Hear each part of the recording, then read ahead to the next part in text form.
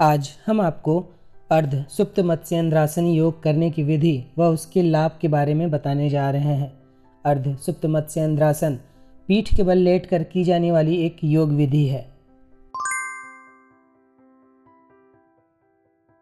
अब आप योगाभ्यास कर ही रहे हैं तो चेहरे पर एक मंद मुस्कुराहट ले आइए और प्रसन्नचित्त अवस्था के साथ इन सब योगिक क्रियाओं का अभ्यास करिए, जिससे आपको दुगना लाभ मिलेगा। साथ ही इन यौगिक अभ्यास को बहुत बार करने की ज़रूरत नहीं है। जब आप श्वास लेकर या श्वास छोड़कर शरीर को किसी पोस्चर में रोकते हैं, वहाँ पर आपको ज़्यादा देर तक रुकना है। बहुत बार करने से नहीं, वरन आपको उसे कई देर तक होल्ड करने से उसका लाभ मिलेगा।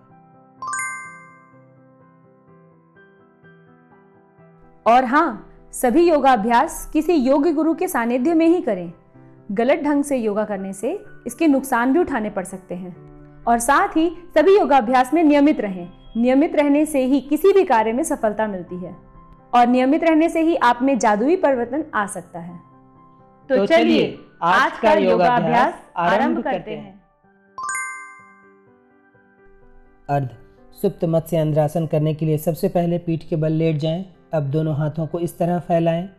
श्वास लेते हुए एक पैर को उठाएं। श्वास छोड़ते हुए पैरों को इस तरह नीचे खींचकर अपनी ओर तानें। 4 से 5 सेकंड इस स्थिति में रुकें, फिर सांस छोड़ते हुए सामान्य स्थिति पर। फिर यही क्रिया दूसरे पैर के साथ भी करें। केवल इस आसन का अभ्यास कर रहे हैं तो इसे दोनों पैर से 5-5 बार अर्थात 10 बार करें। अन्य आसनों के साथ इसे 3-3 बार अर्थात 6 बार करना पर्याप्त होगा। जिन लोगों को ध्यान लगाना आता है वे स्वाधिष्ठान चक्र पर अपना ध्यान लगाएंगे, और जिन्हें ध्यान लगाना नहीं आता वे शरीर में जहाँ कहीं तनाव या खिंचाव हो रहा हो अपने ध्यान को वहाँ रखें।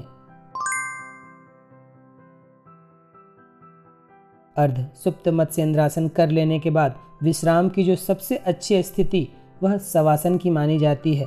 आपने जितने भी देर इस आसन का अभ्यास किया उसका 20% समय विश्राम को अवश्य दें। विश्राम के लिए शवासन सबसे अच्छी स्थिति मानी जाएगी।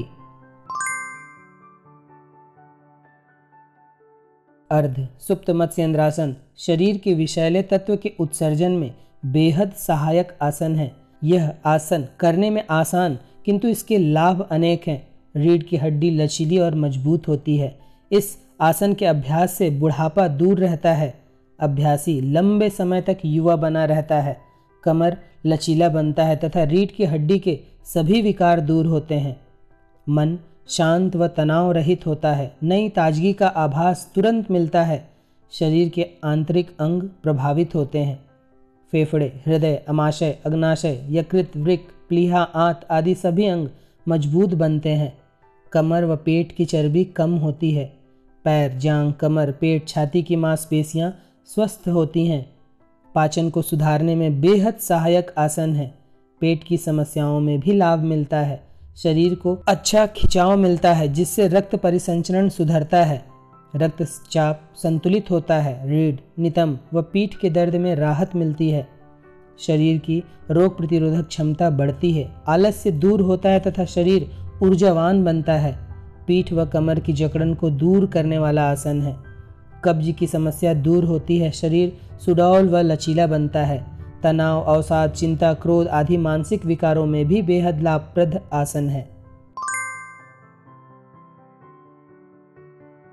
सुप्त अर्थात लेटा हुआ, मत्स्य अर्थात मछली, इंद्र का अभिप्राय राजा से है। आसन अर्थात मुद्रा या स्थिति। इसे आसन का नाम मछलियों के भगवान मत्स्येंद्र के नाम पर समर्पित है, जो भगवान शिव के अनन्य भक्त थे। क्योंकि इस आसन को एक पैर के साथ किया जाता है तो इसे अर्ध सुप्त मत्स्येंद्रासन कहते हैं, तथा जब इसे दोनों पैर के साथ किया जाता है तो इसे पूर्ण मत्स्येंद्रासन कहते हैं।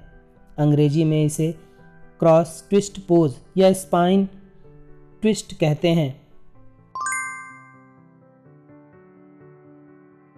अर्ध सुप्त मत्स्येंद्रासन के अभ्यास से स्वाधिष्ठान, मूलाधार, मणिपुर, अनाहत, विशुद्धि चक्र स्वस्थ, संतुलित व सक्रिय होते हैं तथा अभ्यासी को इन चक्रों से संबंधित सभी लाभ मिलते हैं। अगर आपके नितंबों या घुटनों में चोट है तो इस आसन को न करें।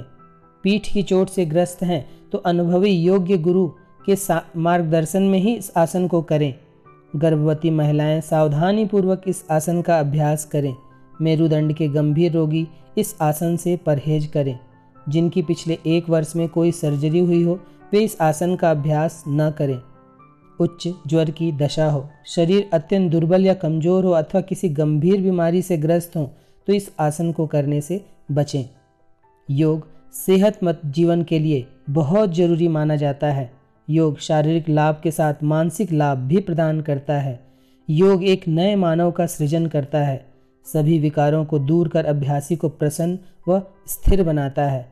अर्ध सुप्त मत्स्येंद्रासन एक ऐसा ही आसन है जो अभ्यासी को संपूर्ण रूप से स्वस्थ बनाने में मदद करता है। तो यह था अर्ध सुप्त मत्स्येंद्रासन योग करने की विधि, लाभ व सावधानियाँ।